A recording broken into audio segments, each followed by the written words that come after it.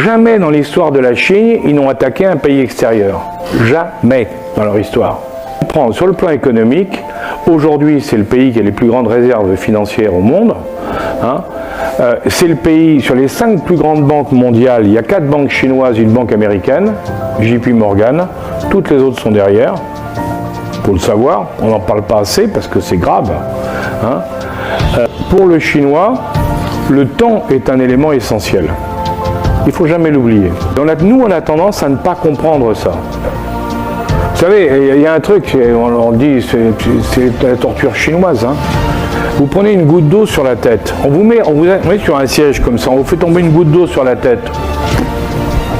Comme une goutte d'eau, On vous fait tomber une goutte d'eau pendant 24 heures, vous êtes devenu fou.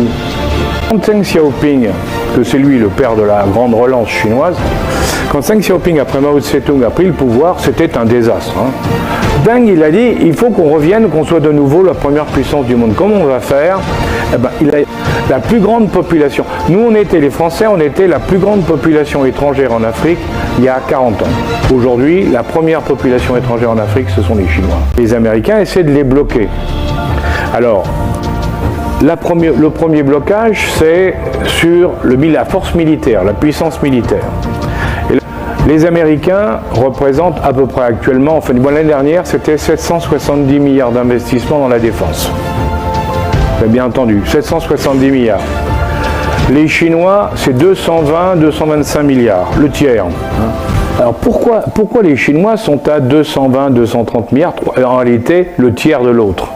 C'est parce que si vous étiez, vous n'êtes pas, fort heureusement, puisque vous êtes de brillants étudiants des mines, si vous étiez militaire, vous sauriez que en défense, on dépense 3 fois moins qu'en attaque.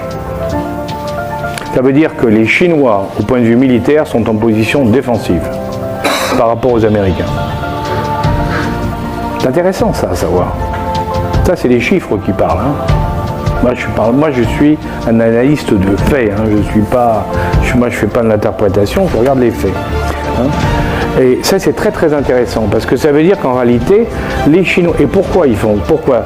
C'est parce que les Chinois ont peur d'une attaque américaine, c'est clair. Ils sont prêts à y faire face, c'est clair aussi. Mais ils ne feront jamais la guerre. Pourquoi? Parce que ce ne sont pas des guerriers. Jamais dans l'histoire de la Chine, ils n'ont attaqué un pays extérieur. Jamais dans leur histoire. Ils sont des commerçants. Pour le Chinois, c'est en faisant du commerce qu'on conquiert l'ennemi. Pour ceux, alors certainement parmi vous, il y en a qui pratiquent ce jeu intéressant, c'est le jeu de Go. Vous savez, le jeu de Go, c'est pas... Nous, les Occidentaux, on joue au jeu d'échecs, échecs et maths, on tue le roi de l'adversaire. Ok. Le Chinois, il tue jamais personne. Il encercle, il fait ce qu'on appelle un œil, il encercle l'autre. Pourquoi? Parce que le summum de l'art, c'est d'encercler l'autre et de le faire travailler pour vous. C'est pas du tout la même chose. On ne le tue pas, on tire parti de ses capacités. C'est ça le jeu de Go. C'est ça, la politique chinoise, elle est là.